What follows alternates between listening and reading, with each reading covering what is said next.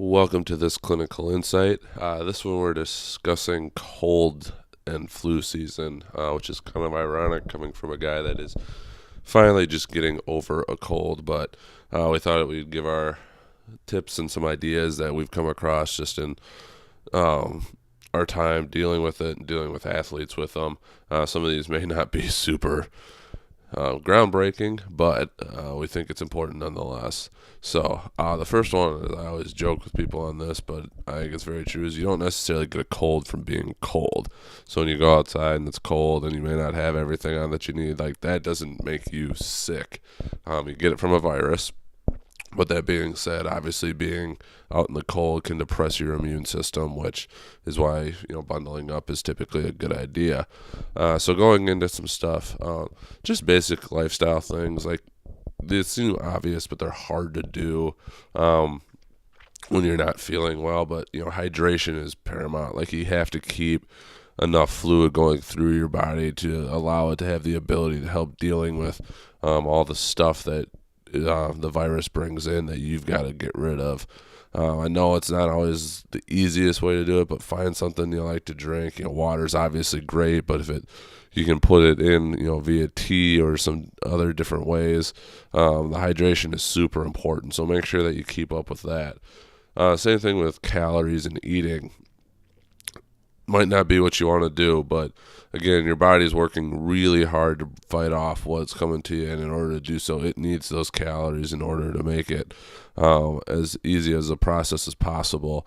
If you really want to get down deeper into some of the different things with eating, focusing on as much of an anti-inflammatory diet as you can is really important. Not always easy, but it can be a big change for you. Deflame Nutrition. Dr. David Seaman is a really good resource for that. He's got a YouTube channel. We'd recommend checking that out. He can give you some great ideas on that. But trying to avoid as many simple sugars as you can. But again, if that's all that you're going to be able to convince yourself to eat, it might be worth taking a look into. Another one is doing different types of broth to drink. Could be a good option. I would lean more to bone broth. That would be a good option.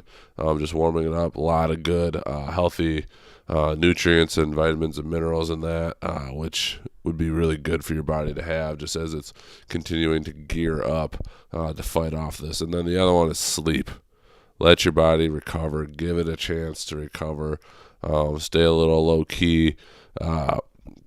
That can be a huge difference. I know for me, also on the other side of that is sometimes a little activity can be good for you. Helps clear out everything.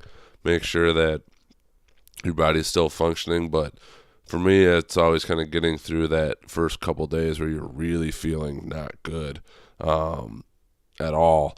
But then trying to go and really get out there and do something, even if it's just breaking a sweat. Sometimes that can be a huge help to your body's ability to fight it off. Moving into kind of another side of it, when it comes to supplements, there's some options. Nothing's a cure-all, but some of these can definitely help. I know the long-running thing, and I hear it a lot, and heard it growing up. Vitamin C. Get your vitamin C. I still remember back to a college nutrition course where our professor joked that if you fight off a cold without anything, it'll take 7 days. If you fight off a cold while putting down a ton of vitamin C, it'll be gone in a week. So the research at that point wasn't showing that it made significant differences, but there is something that it can do to help, and it is good to have that antioxidant and that good nutrition in your body. So looking to take a couple thousand milligrams of that a day can help out. Be careful not to overkill it because it can mess with your stomach just a little bit. But vitamin C is one that's easy to do. They also have all the airborne gummies and different things that help make it just a little bit easier to take instead of a pill. Being that cold season typically happens in the winter, vitamin D levels can typically start becoming lower just because we do not get the sun exposure that we need, especially in the north during the winter months.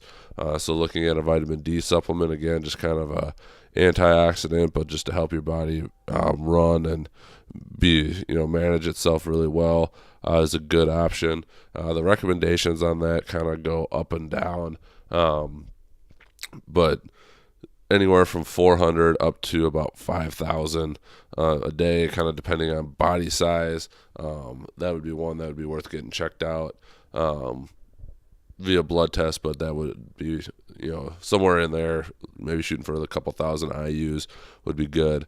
Zinc and magnesium can be huge for you. Really get depleted during being sick, especially on the zinc side. It's a great thing to have just to help, again, give your body the ammunition it needs to fight off that illness. Other antioxidants are out there that you can utilize. One other one that it's becoming more and more popular just to supplement with to kind of supercharge things is glutathione. It can help just with your body's ability to process. It's very heavily prevalent in the liver, so as you're processing everything through there, it can be really helpful to just help your body clean up everything. So I'd recommend potentially taking a look at that if you need to.